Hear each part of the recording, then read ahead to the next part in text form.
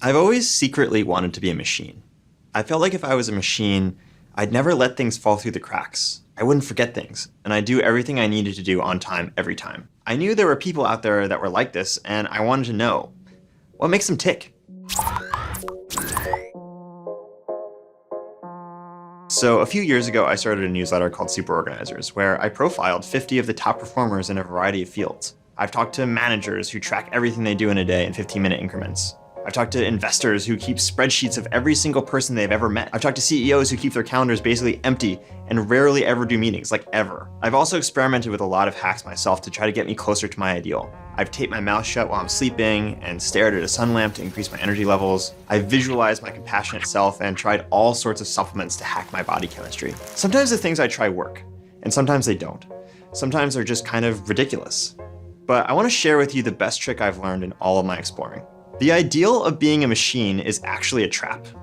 It gets in the way of our productivity because it makes us blind to the roots of our actual problems. We are not machines, we're emotional beings, and learning to skillfully recognize and work with our emotions is the only way to actually be productive day to day.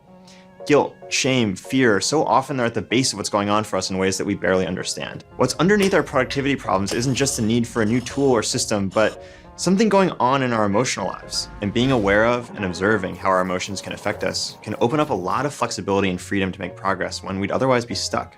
I found that the most productive people in the world, the ones who are most machine-like, actually recognize this, and they often do three things to work with it. They're aware when they have a problem. They observe what's going on without judgment so that they can understand it, and they keep experimenting with systems, routines, mindsets, and tools until it changes. This might sound simple, and it is. But it's actually very hard to do because at each stage we get blocked and twisted up by the shame, guilt, fear, and doubt, the things that get in the way of seeing things clearly. To do this well requires a level of emotional mastery that is very difficult to practice. So let me walk you through it and show you how it can work. Awareness is the first step. That means being aware of problems in your productivity, but that's harder than it seems. No matter what the issue is, it's much easier to ignore it and hope that it goes away than to admit that something's wrong. We feel like we should be able to just do better. We feel like, well, that's the job, I should just suck it up. Whatever the problems that you're encountering in your productivity, you might not think about them that often because it's pretty painful.